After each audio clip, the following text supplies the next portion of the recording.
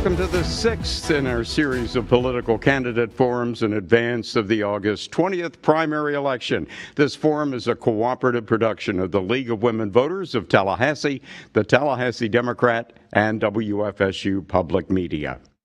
Today's candidates are running for Leon County Property Appraiser. I'm Tom Flanagan of WFSU Public Media. I'm joined by William Hatfield from the Tallahassee Democrat and Trish Neely. She is from the League of Women Voters of Tallahassee, and we're going to be questioning the candidates on various topics. So let's get started and meet the candidates. The candidates for Leon County Property Appraisers, sitting left to right, are Akin Akinyemi, who is the incumbent in this race, and Ken Preston. For those of you watching us on social media, please hit the share button and help all your friends see today's discussion as well. For those at home, here's how the forums are going to work. We will rotate which candidate gets to answer first. We have a lot of questions, so we're going to ask the candidates to keep your answers to about 60 seconds, 45 seconds. We'll tell you with each question. Sometimes it will be shorter for follow-ups. We will be keeping time, and we have a very sophisticated way of doing that. When your time is up, you will hear this. You don't have to come to a dead stop right then, but do finish your sentence, and we will move on. If you are watching on Facebook and you have a question for the candidates, go ahead and type it in to the comments, and we'll get to as many of them as we can. Time is very limited, so you can improve your chances of your question being asked if you keep it brief, polite, make it a question applicable to both candidates. Any questions before we start? No question. All right, then let's jump in with the first question. We have plenty of questions. First one's pretty general. Why are you running for Leon County Property Appraiser? 1 minute. Akin Akinyemi, you can start us out. Ms. Neely, Mr. Asfield, Mr. Flanagan, thank you, and good morning to you and your listening audience. I am very committed to this community. Since I moved here 38 years ago, I've been involved as a businessman, as a commissioner. When Asfield retired in 2016, I looked very closely, and I know my breadth of experience as an architect, commissioner, and Value Adjustment Board was very, very relevant to this race. You all know how that four-way race went down. I was able to convince people that I'm the best person for the job, and since I've been on this job, I've continued to prove beyond any doubt my ability to do this job. And as you will hear more as we go on, I have so many work yet to be done, and so that's why I'm running for re-election, to continue to finish all the plan that I have for the office. Thank you. Ken Preston, same question. Why are you running? Well, first of all, I'd like to thank you all for taking the time out to allow me to come here today. This is a special thing because the biggest thing is we're able to get back out in the community and let folks hear the voices, hear what's going on in the community, hear what's going on in the property appraiser's office. I think my biggest thing is I can make a big difference in the property appraiser to not only educate the community, to help the community understand the Leon County property appraiser's job and duties and concerns, but also make a difference. I've made a difference throughout this community the last 30, 40 years here in Tallahassee, and I want to keep making a difference and improve everything in Leon County we can to help the citizens of Tallahassee. Thank you. Sticking with you, what challenge is unique to the Leon County Property Appraiser's office? 30 seconds, Ken Preston. I think the biggest challenge is now is making sure that not only we let everyone know the job and the duties of the property appraiser, but to educate the community, educate the public, let them know what exemptions are out there, how we assess properties, how we're not the ones that set the tax rates. And there's a lot of folks that really just doesn't understand that. They think that the property appraiser office is the ones that come up and raise these taxes every year and this and that. Thank you. Akin Akinyemi, same question. I think the biggest challenge is to be able to continue to gather accurate data so that we can fairly and equitably assess properties. At the same time, to listen to concerns of citizens and weigh that in our decision process. Also, the legislature changes quite often, and I'm very active in that process as a past president of association to educate our legislators to stop bad bills and to promote good bills. And once the bill is passed, we have to incorporate it into what we do. Thank you. Mr. Akinyemi, why are you the right candidate for voters, and why is your opponent the wrong choice? 1 minute. Again, I have what I call the broadest of experience. I said this in 2016. My three opponents back then had better depth as far as appraising is concerned. But this job is a managerial job. This job is a leadership job. I haven't been the chair of the Value Adjustment Board that listens to complain about appraising. I haven't been a commissioner that sets millage rate. And as an architect that can evaluate property a lot more depth than appraiser does, I felt I was the best candidate. Now, being on the job for 7 years, I've been able to see more the inner workings of our department, and I'm able to not only manage and lead, but to also to motivate and help my staff to be the best that you can. I remember your comment back in 2016 that maybe Akin is the right person for the job because maybe he's a good leader, maybe he's a motivator, he's an innovator. And that proved to be the case, that proved to be the edge in that race. Regarding my opponent, you have to ask him his reasons why he's running, because I think his reasons are ill-defined. Thank you. Mr. Preston, same question. Why are you the right candidate for voters? Why is your opponent the wrong choice? Well, first of all, I think I'm the right candidate because leadership is important. And with over 20 years of experience and supervisory at that office, I think I have the leadership not only to take it to the next level, to make sure that we put a vision together, and not only vision, make sure we have our staff and everyone's on the same sheet of music to do these things. The opponent, he's a nice guy, architect, and some of these other things. I don't know how that adds up to being the property appraiser, but I have nothing to say bad about earning these different degrees, but I think one of the biggest things is leadership and experience, and it matters. Thank you. One last question from me. This is a highly technical position that many people don't understand. Some possibly don't care about. Why should they care? 30 seconds, Mr. Preston. The biggest thing is that a lot of folks who really, the property appraiser's office, a lot of folks just doesn't care about the property appraiser and don't understand. But a lot of that comes from education and being able to get in the community and give them some understanding and knowledge. And without that, a lot of folks wouldn't take this property appraiser office serious. But it makes a big difference for what we bring to the table to give the taxing authorities to make Tallahassee beautiful and keep it looking good. Thank you. Mr. Akinyemi, same question. Every people's home is their biggest investment. For Leon County government, 56% of their revenue come from our department. So yeah, this is a very, very important, very technical job. I'm a very technical person by training. I don't mean to brag. I have 5 different degrees, including a Master in Urban Planning. I'm an architectural degree. People know architecture know how in-depth and how relevant this is, not to mention technology. As soon as I got to this job, I've gotten about 4 different certifications, including cadastral mapping. So yeah, technical is important, and I'm definitely the most experienced in that regard. Over to the league. All right, I have a series of questions here about customer service, and they were suggested by the Tallahassee-Leon County Commission on the status of women and girls. So we'll start with you, Mr. Akinyemi. If any changes, let's see. What, if any, changes will you make to the Leon County Property Appraiser's website to improve the user's experience? 45 seconds. First, let me say shout out to Kelly Hardy. Me and her helped to find the women of status of women and girls. And when I ran, I was very concerned about the lack of community engagement. I immediately started a department of 2 people that engage the community in outreach. And everybody now knows us and they know what we do. So I'm responsible for that. But beyond that, we continue to innovate. We've just been told yesterday we're going to get an award in Denver for being the best community engaging department in the entire world, not just in Florida, this national association.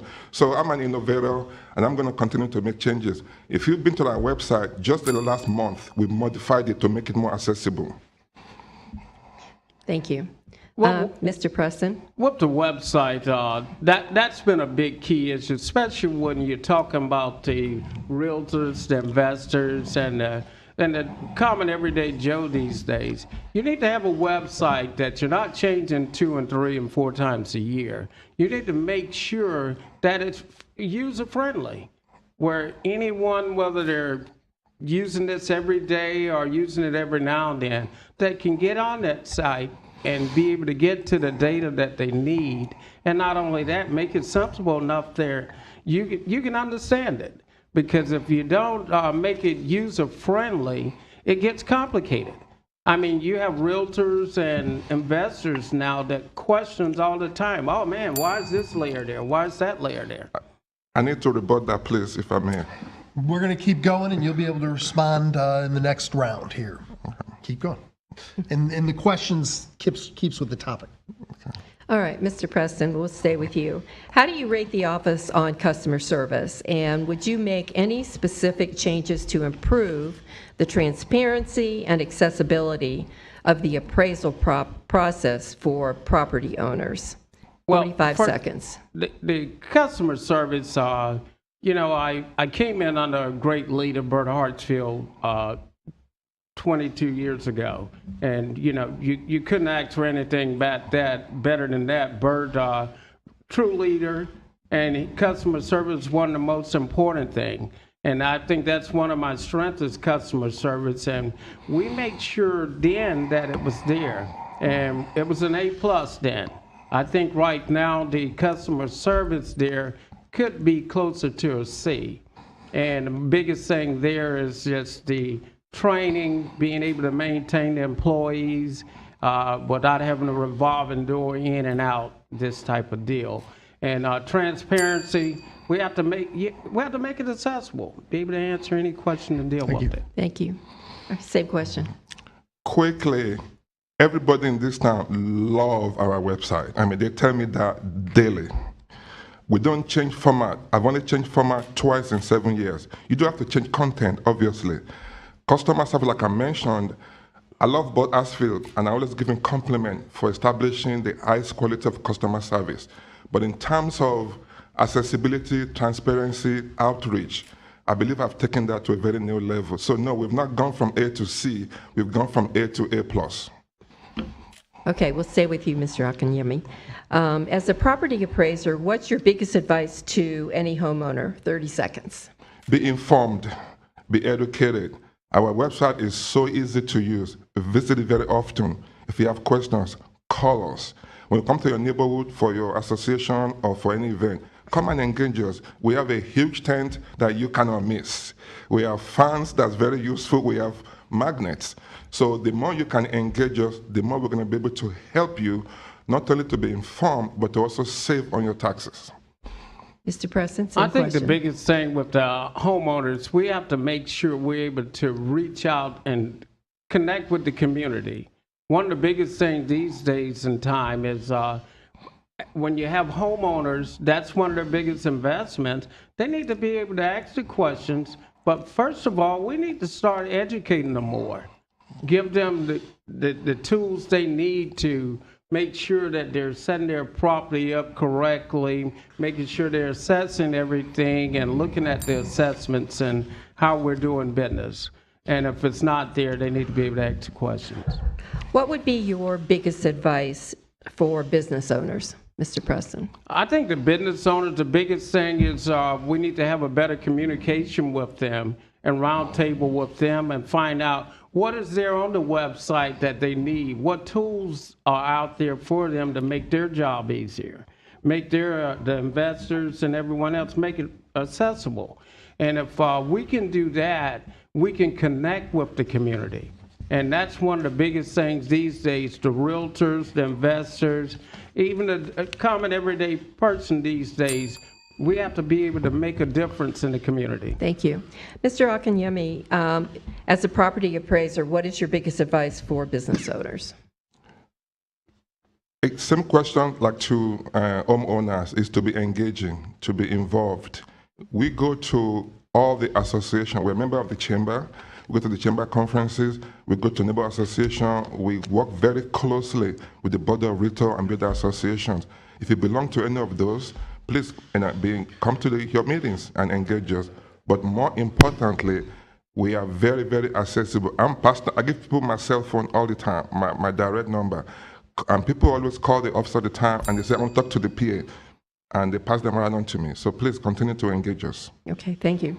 Okay, gentlemen, as you're both very, very much aware of the duties and responsibilities of the Office of Property Appraiser, no matter what county you reside in Florida, is to a very great degree molded and directed by what takes place in the Florida Legislature and also in the voting booth, because in the general election, voters are going to be deciding the fate of an amendment that requires an annual inflation adjustment on the second of two $25,000 homestead exemptions. And taxes levied by local school boards are not included in that adjustment. It's kind of a complex issue with a lot of moving parts. So we have three questions for you about Amendment 5, and we're going to cycle through everyone. Starting with you, Mr. Akinyemi, how would this amendment impact homestead property owners versus renters?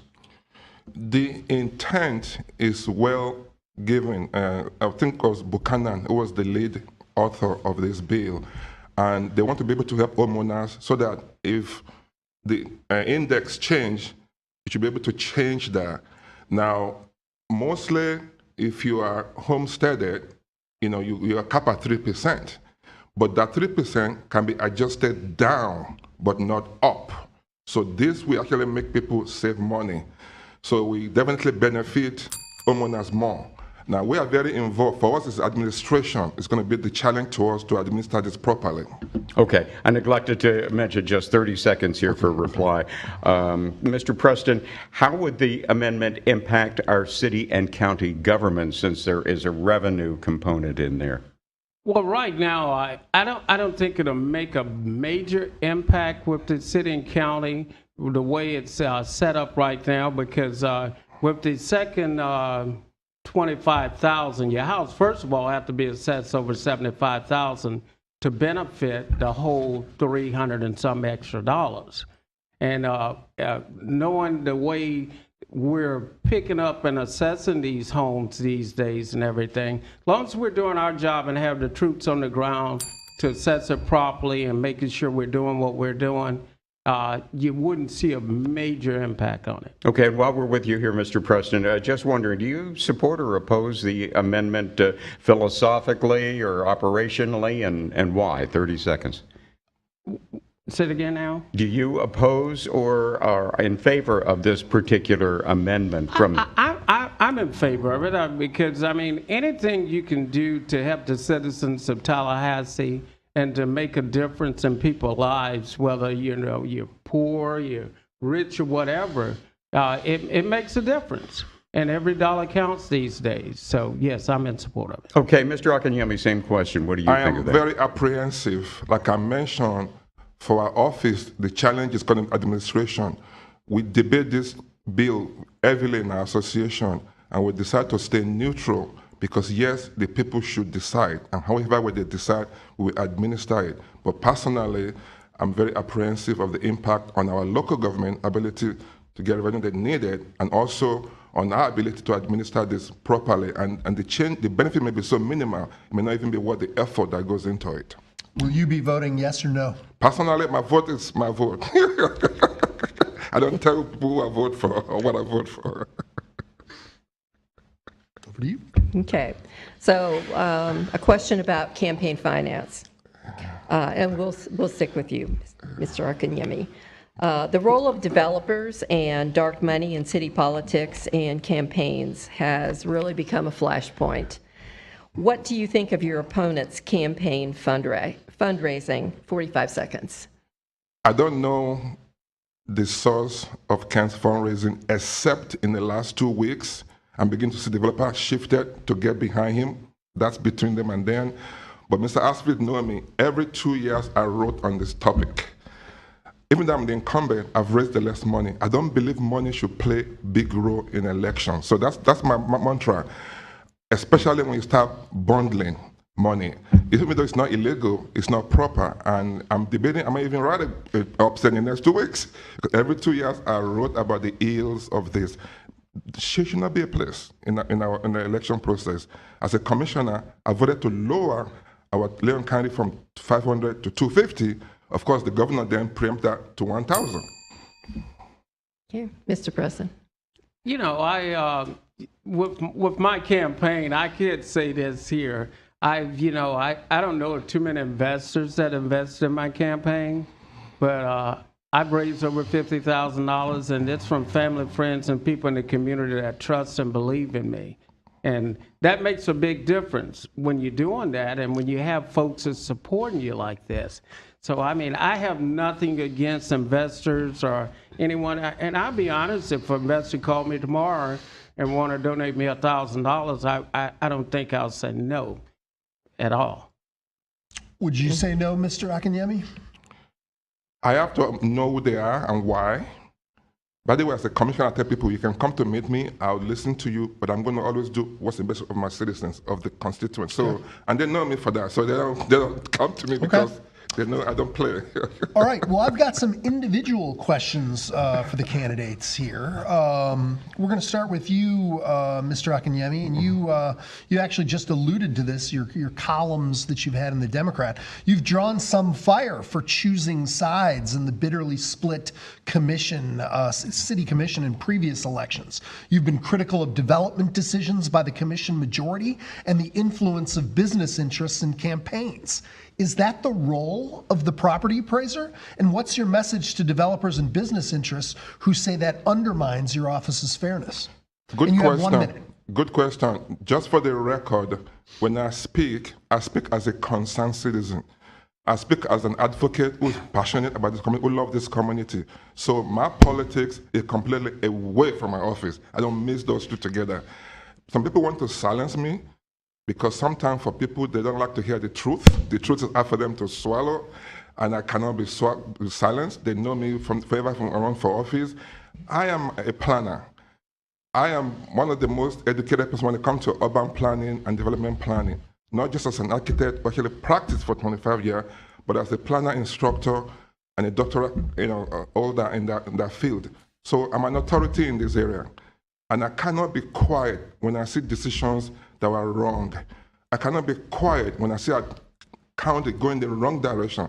I know the days when our staff used to write the best decisions and their commissioners to overrule them. Now it seems like they're all in the same steps and taking us in the wrong direction. And for Rico, by losing my election, I will not be silenced. Thank you. Mr. Preston, do you think the property appraiser should be critical of commission decisions on development? No, I think the property appraiser has a role, and they have a job and their duties, and they should be more focused on what it takes to run that office and what the citizen need from the property appraiser. The other things are just could be your personal opinion, but I don't think that the when I become the property appraiser, I'm not going to give you my personal opinion on different things. I'm not going to be out there cheerleading for Tom, Dick, or Harry, because I don't think it's my role as the property appraiser. Thank you. Mr. Akinyemi, one last question for you, a short one. Jeremy Matlow's been a supporter and ally of your campaign. What is one area where you disagree with the city commissioner? Just 30 seconds. Decorum. With what? Decorum. Decorum. And as a friend, we're very close friends. I talk to both Jeremy and Jack all the time. I love them, I admire for their courage, for what they stand for. But we differ slightly in how we execute our opinion and ideas. And I'm trying to advise them down to moderate that tone and heat. Thank you. All right, Mr. Preston, I have a couple questions for you individually as well. In 2022, you were asked to resign or be terminated after 2 property appraiser employees lodged formal complaints alleging you created an unprofessional, stressful, and disruptive work environment that led to an outside investigation by a local law firm which substantiated some of the allegations and dropped others. What is your response to the allegations and the report? 1 minute. With that allegation, I don't know of anything ever coming of it, but I think that's where leadership in the property appraiser office should have taken a stand. And because when you hold people accountable for doing their jobs, and you've been doing this for many years, these days and time, you're going to have folks that have issues. They're going to have folks that's not going to agree with everything you do. And there's folks every day now that think that the shortest way out is file a complaint, file a lawsuit. But I don't buy into that. And when things like that and the ship's rocky like that, sometimes it's best to just get off the ship. Okay. Mr. Akinyemi, is Mr. Preston's employment history an issue in this campaign?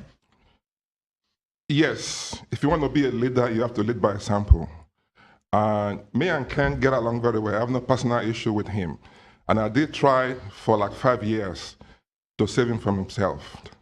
You can give people second chances too many times. Eventually, they're going to do themselves in. I mean, you have the full record. And this dated even before my time. And I spent a lot of time intervening, trying to help him, trying to train him to be a leader. I'm the one that made him a supervisor. It was not before my time. But when that report that you read came, I have no choice. There's no way I could keep him on staff and keep decorum and culture. I mean, the level of the accusations, it speaks for itself. I'm not going to get into any specific details. So no, there's no way I could, Mr. Preston, what do you say to those who would see this as a retaliation run? 30 seconds. It's not a retaliation run. I enjoyed my life sitting at home for the last couple of years. And when you get more calls from the outside about making a difference in the community and what they need to assist because they're not getting that from this office or the leadership in this office, that's something you have to concern yourself with. And with me being someone that likes to make a difference in the community, it makes a difference. And I felt that it was time for me to get back in and make a difference in Tallahassee. Thank you. All right, back to questions. Thank you, William. Appreciate that. Since value judgments are really what the property appraiser's office is all about, let's talk about fairness and accuracy of those judgments for just a moment, if we could. How can you ensure fairness and accuracy in property valuation when you're dealing with so many different neighborhoods and property types and not necessarily comparing apples and apples in so many instances? Mr. Preston, if we could start with you, how do you make sure that happens? 45 seconds, please. Well, first of all, you need to make sure you're well staffed. I mean, you have analysts, you have the CAMEL system. CAMEL system's only good for what you put in. If you don't have the manpower to collect this data, you don't have the manpower to make sure that the analysts are able to retrieve this stuff and put it in correctly so it can come out correctly, you're going to have a problem. But you should be able to treat everyone fairly with all assessments in Leon County. And there shouldn't be any sugarcoating about it. If you have 4 corners and 3 of them are being assessed and one's complaining at the Value Adjustment Board, you need to be able to make a difference. If you're going to make a difference on one, you need to do the same thing with all 3. Thank you. Mr. Akinyemi, your thoughts? Let me quickly draw contrast between private fixed sector appraiser and we as the government tax appraiser. They look at 3 comparables, they do very detailed, I do a thick report. We cannot go to 110,000 parcels every single year. So we use the CAMA system where we feed information to. That actually makes us less biased because you are removed from location and all those. But when I was elected, I hear about this so often, they actually commissioned a year-long assessment of equity in appraising. If you want to see the report, because they send it to you. Fortunately for us, there's none of those in Leon County. That might happen in some other county, but in Leon County, we could not find any empirical evidence of unfairness in appraisal. Continuing kind of along the same line, and again, 45 seconds, Mr. Akinyemi. When you start to factor in disparities in property valuations that may affect underserved or disadvantaged communities, Yes. is that factored in, or is that even your role as property appraiser? Not at all. We don't. Now, people that buy their decisions, crime rate, education, schools, all those factor in, and therefore that may affect the price.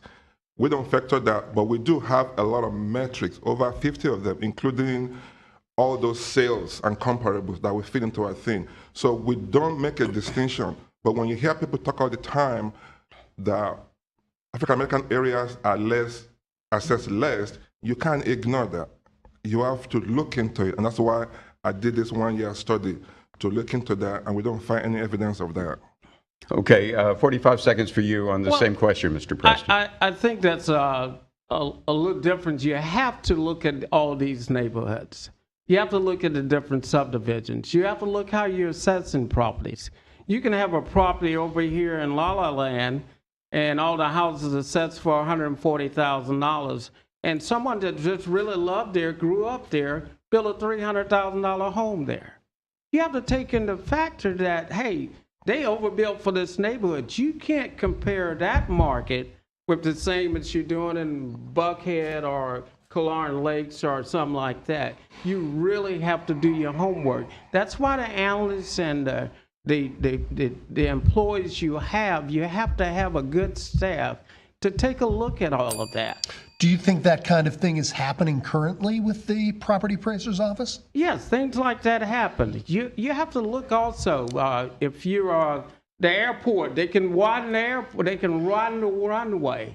All of a sudden, your house is 20 feet away from the runway now. Okay. You have to be able to look at that. Sure, Mr. Akinyemi, do you think that kind of thing is happening in the property No, but can you appraiser? ask Mr. Preston to give evidence? You can't make accusation without evidence. What is your evidence that this is happening? Please. Well, it's easy to do a public record request, and you can pull that evidence once you go out and do your homework. This is just a basic question you asked me, Okay. and it's my opinion on what I've seen in the last 10 years or whatever. Okay. Okay, while we're with you, though, let's get a specific example on that, Mr. Preston. If you could, a particularly challenging appraisal that you were involved with. What made it challenging, and how did you handle it? Well, when you look at it, I remember back, there was 2 homes out in what you call the Macon subdivision here behind North Florida Christian School. Most of the houses set for $140,000, $160,000. There was a young man, a minister, built a home in there for $450,000. And the thing is, you can't use that you can't pull in and say, well, this is a comp to the one that's out here in Golden Eagle or this other place. You really have to factor in to all the components of what we're going to do with this house. We can't go apples to apples when you're building in a neighborhood like that. Okay, Mr. Akinyemi. Again, Mr. President should know better. We have what they call qualified sales. We have a staff member that look at sales very, very closely. If a sale is not arm's-length transaction, we remove them. We don't use them in analysis. So please don't give false information. Can you speak to a specific example of a particularly challenging appraisal your office conducted and what made it challenging and how you handled it? Always. We go through VAB. Like I said, I was the chair of that board for 3 years. So I've had this even before I got here. When people don't like our appraiser, we tell them, please come to us. We voluntarily review those. Shopping malls, in particular, are some of those. Okay. So we look at it with them, and then during VAB, a magistrate determines. Okay. All right, so how do you ensure then, starting with you, Mr. Akinyemi, and again, 45 seconds there, how do you make sure that the property appraiser's office operates not just with the highest ethical standards and integrity, but also is able to deal with all of this multiplicity of factors that play into how you evaluate a property? The next thing I'm going to put out there is what they call a ratio. When you do a scatter plot of variations, you can see the outliers. We have a ratio typically 0.85. So you can look at that ratio and you can tell if something is off. By the way, too, we do that in-house, but DOR also check our work just to be sure none of these things happen. Lastly, as a leader, I'm always telling my staff to go and above beyond. Don't just do the basics. If somebody challenges you or asks you a question, listen to them and dig further to find a way to help them. People in the community know me for that. When people call my office, I personally sit down and get involved in discussions of this type of contested properties. Okay, Ken Preston, same question. Would you use the same type of approach, or would you do something differently there? I think I would make sure that I have the manpower to do things different. That's like he was talking about qualified sales. If you have a home and you sell it to your son for $140,000, he's going to say, oh, it's not a qualified sale. But that doesn't automatically mean that they're making adjustments to different things on the board when it's a non-qualified sales. Because if you have 20,000 non-qualified sales and you don't have the manpower, you can't look at each and every property. One quick question. Mr. Preston, you've referred to kind of having the right staff in place. Talk about what your plans would be if elected. Would you be sticking with the same staff, or would you, bring in, your own people? What is your message to the current staffers in the property appraiser's office? 45 seconds. Well, that's a good question. The biggest thing is making sure not only we retain the folks that we have that's able and qualified and able to do the job. And I think over 85 and 90% of the guys there are able to do that. I would retain these folks, but then not only that, I'll make sure that I have enough people to do the job, because this is one job where it takes boots on the ground. What about the other 10%? Other 10%, we would try to get some good training in place for them to see if we can make sure that we can keep them aboard. But sure. if they can't cut the mustard, then we have to do what we have to do. Mr. Akinyemi, would you stick with the same team? I made this commitment in 2016 when I was elected. Other than bringing 2 people in to create the outreach department, I kept everybody. Doug was my opponent, became my best friend. I made him promote me my second in command. So absolutely, we have a good staff, and we're going to continue to work at the same high level of performance. Okay, good. We're going to change pacing here a little bit. We're going to do a quick lightning round. This is a 1-sentence answer. Maybe it's a yes or no question followed by 1 sentence. We don't like run-on sentences. Mr. Preston, we're going to start with you. What is the single biggest thing you've done as a local leader to make your community a better place? One of the biggest things I've done is I've worked with the MLK Foundation. I've worked with the Masonic orders, my churches, and different things. And I've always been approachable and be able to get out in the community to make a difference. Mr. Akinyemi, same question. Single biggest thing you've done as a local leader? Tough one, helping to form Tallahassee of Women and Girls, helping to start the veteran stand down. The list goes on. I've done at least 10 things that have greatly improved this community, and I'm very proud of those. Mr. Akinyemi, what is your most prized endorsement and why? 1 sentence. By the way, no organization has endorsed yet. We're going tomorrow to the Board of Realtor. That's be the first organization. So not individuals. I am proud. I have over 40 elected officials from Al Lawson, Lauren Osley, Bud Asfield. Just one. Just the one. All right, thank you. Mr. Preston, the most prized endorsement. I think my most prized endorsement is the citizens of Leon County, how they bought into my vision and what I want to make a difference. How about an individual, since the citizens will endorse at the ballot? Individual, I think the mayor, John Daly. Okay, thank you. Mr. Preston, who do you talk to when you want political advice? 1 sentence. Normally, I talk to folks that's been in this here for a while. Anyone specific? From commissioners. I have a good friend, C. Beasley, that I've worked with for many years, and I can get advice from him sometimes. Thank you. Mr. Akinyemi, same question. Al Lawson and Marjorie Turnbull. Okay. Mr. Akinyemi, who are you paying as a campaign consultant? 1 sentence. None. 0. Okay. Mr. Preston, who are you paying as a campaign consultant? 1 sentence. Ken Preston. And just you. All right. What is one pledge you would make to voters right now that you will accomplish if elected? Mr. Preston. If I'm elected, I guarantee you that I will be able to make sure that I'm approachable, that you can reach out to me. Okay. Mr. Akinyemi. In addition to starting the outreach and innovation program, I would like to start a TPP. TPP, most people don't know what that even means. Tangible personal property. If you own a business, you have to pay taxes. Okay. So I would love to start an online program that people be aware of this and become a model for the state. All right. You guys made it through the lightning round. Moving into back to the normal schedule here. The league's going to take you. So what's an issue the state legislature should address that would affect the property appraiser's office? Mr. Akinyemi.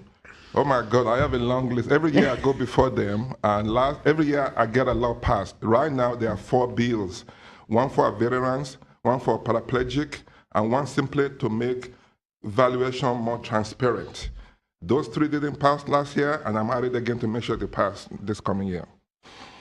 Same question, Mr. Preston. I think the biggest thing with the legislators that, from what Akeem said, all that's true, and we have to be mindful of all that. But one of the things we have to watch with the legislators is the city of Tallahassee. It would really be something if they open the doors with the utilities here, where they have outside agencies that could come in and make a difference. And if we're not doing our job as a property appraiser, we'll be behind the 8 ball. Mr. Preston, if elected, what, if any, advocacy role will you take with the Florida legislature? With the legislators, first of all, I would make sure that I play my role as the property appraiser.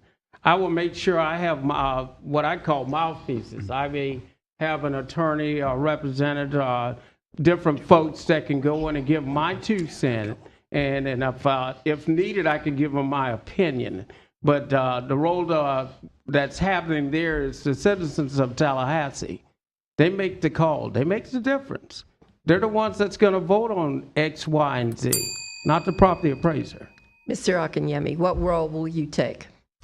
I am a past president of our association. I'm currently on the executive committee. I go before them every single year. Most of them I know by name. I have their cell number. I am an active person as an individual, let alone being a PA. I'm only continue to help stop bad bills and help promote good bills. So I will continue to be active with our legislatures. Okay. So property taxes have been brought up a couple times here. What is your response to residents who, are feeling the pinch on property taxes, and they come to you about it? Mr. Akinyemi, 30 seconds. Property tax is a 2 component. The millage rate and the valuation, both 2 together are responsible to make your value. I'm proud of Leon County, for instance. They've never raised millage rate since I was elected in 2008. And they're about to actually to drop it this year slightly. On the other hand, other agencies have had to improve their millage rate. And sometimes there's good reasons for that. But when values goes up 15%, meaning you're getting more revenue or more development, there's no ground for you whatsoever to then improve the millage, increase the millage rate. Mr. Preston, same question. Well, there's a couple of things. We don't have anything to do with the tax rate, but I tell you what, it makes a difference when we making sure we produce a good tax roll and give them enough money to work with. And if we bring it to the table, to the taxing authority, that makes a difference. I mean, if you own a home, you're not going to worry about it going up 15%. There's a cap there for 10%, the max that it can increase within a year. But when the homeowners have a question, we need to have our doors open to be able to talk to them. And Mr. Preston, as the city kind of weighs its millage rate, it looks like at the moment they're looking at sticking to the same. That would still be considered a tax increase under state law because they will be getting more money in. What is your advice to commissioners as they consider, this? A few years back, I thought that maybe the commissioners need to ask more questions with the Property Appraisal Department of Revenue. There's so much construction and building going on in Leon County now. Are we really doing our job in picking up all these assessments and making sure that we're bringing? I mean, it's like everyday Joe. If you have more to work with, you can do some things and you can make a difference. Okay, and that's one of the biggest things we need to look at. Mr. Akinyemi, same question. About a decade ago, they passed a bill that's called the rollback rate, meaning you're supposed to make enough money to do what you need to do. So like you said, even if your millage rate is not changed, to get more money, you should roll it back. They haven't done that, and nobody's put them to task on that. Eventually, the governor's going to say, hey, guy, you need to roll back your rate, because that's the right thing to do to save people money. Is that your advice to sitting commissioners? When I was in office as a commissioner, I do the same thing. We need to minimize how much money we get from people.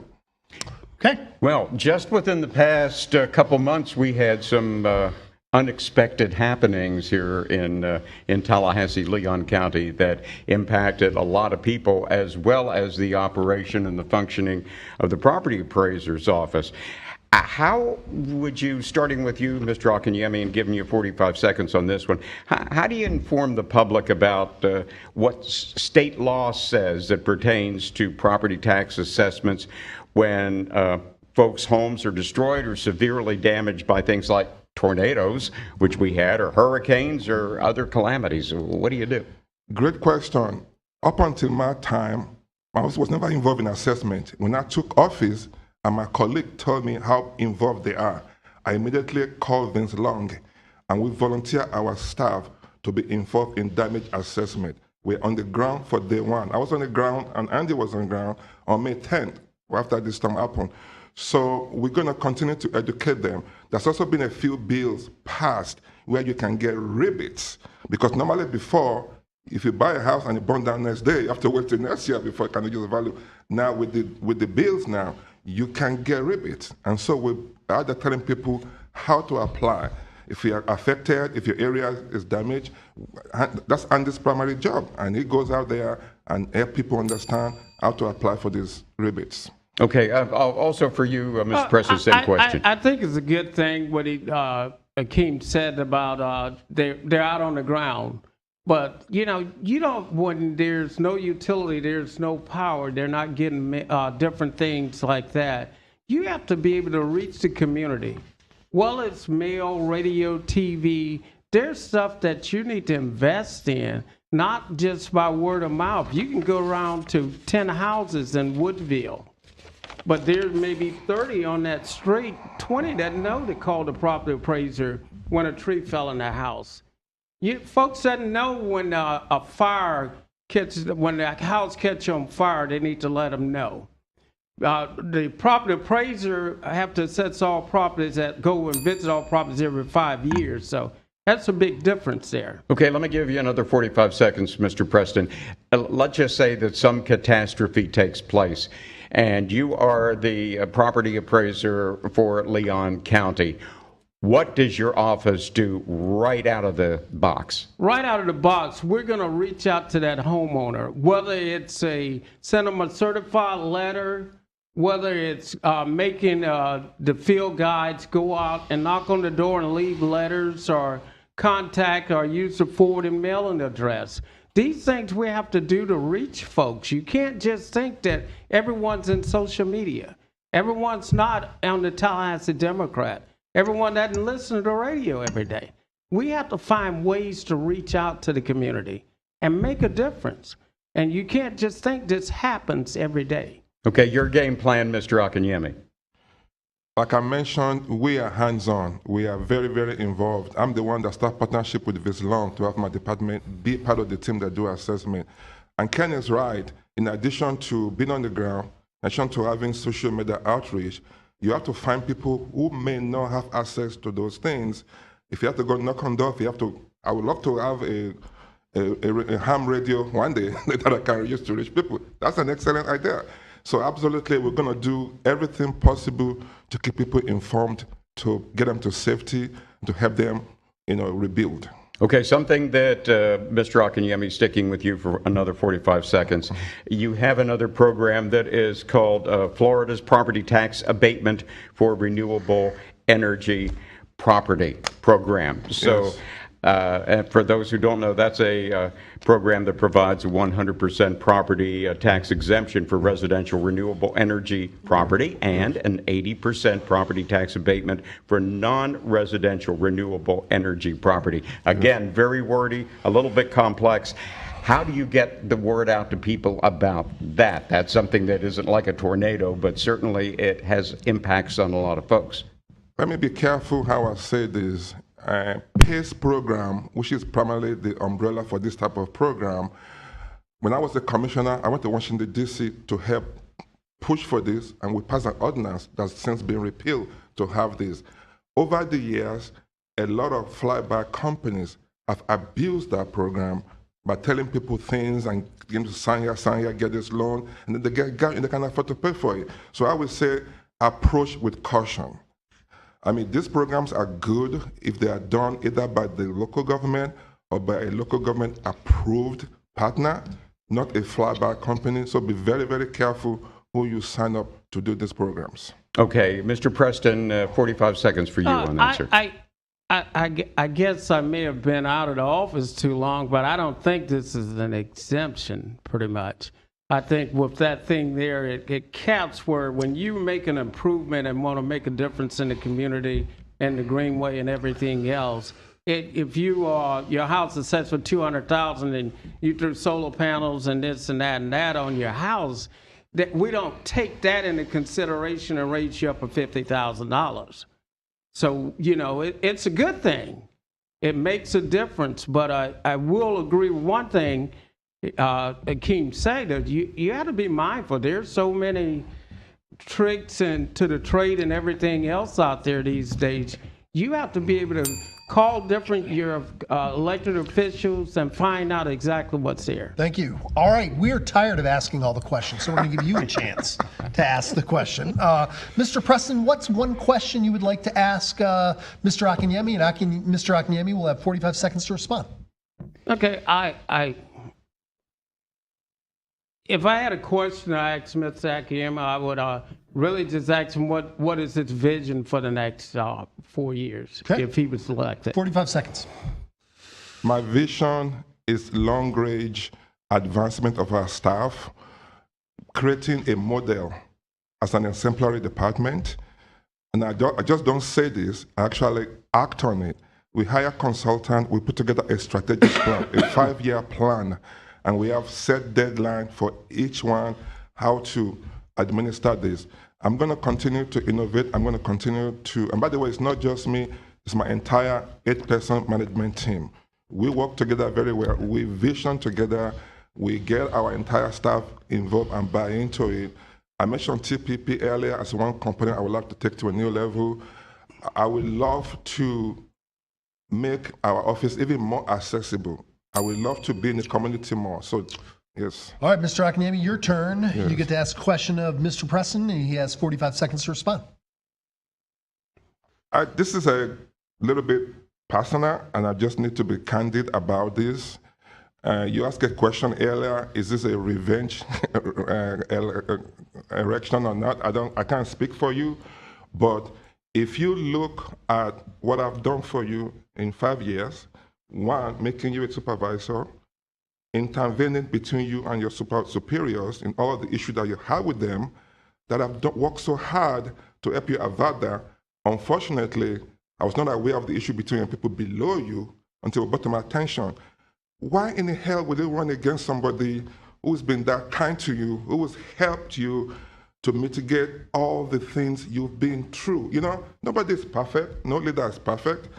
And you read the report, you question under oath, you admit to everything you did, refute them.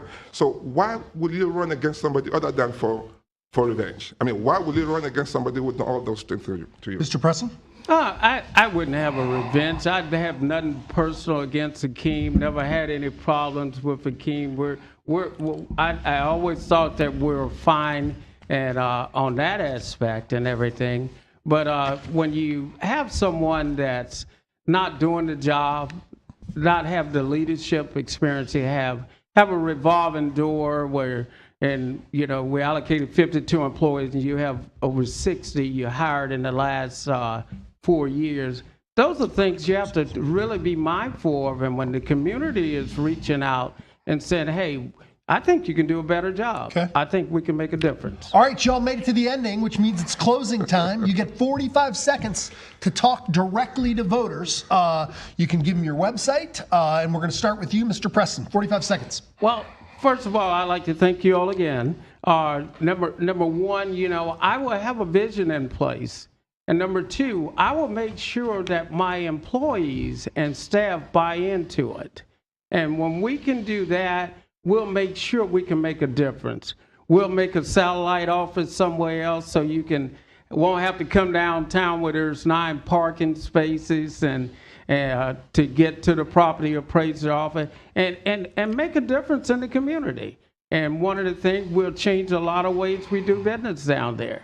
And it can only make things better, not worse. Thank you, Mr. Akinyemi. You get to take us out. Thank you again for having this forum, and thank you to your listeners. 30 years ago, I moved to this great city, my best decision in life ever. 2 of my kids were born here. All 3 of my schools went to the public school here. Me and my deceased wife volunteer in the school system. I'm blessed to get remarried to my new wife, Eva, who's also very passionate about community. In 2008, you elected me as the first foreign-born commissioner. In 2016, you elected me as the first African-American to serve on our commission. I continue to serve with distinction. I'm a visionary, I'm a leader, I'm a performer.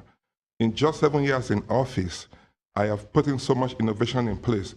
Just Appraise, Field Mobile that saves time, paperless and recycling, 70% of our recycling. Thank you. So on that, I humbly ask for your vote. Thank you. And thank you to the candidates and to our audience for joining the League of Women Voters of Tallahassee, WFSU, and the Tallahassee Democrat for this program. You can find a replay of this forum on our YouTube pages, Tallahassee.com and WFSU.org. The recorded broadcast will be Thursday, July 18th at 11 a.m. on WFSU 88.9 FM. So spread the word, please. Our next live stream forums will take place this afternoon, July the 16th at 1 p.m. Join us as we ask questions of the candidates in the Leon County Judge Seat 4 race. And remember, you have until July 22nd to register or change your party for the primary election. Early voting begins August the 10th, with Election Day taking place on August the 20th. And if you have any questions for any of our upcoming forums, please email us at news@tallahassee.com. And you can look for our special election section of the Tallahassee Democrat with interviews with all the candidates on the ballots, which will be printed and inserted on Sunday, August 4th. Have a great day, and you will have a better day if you stick around for the next forum. Thank you.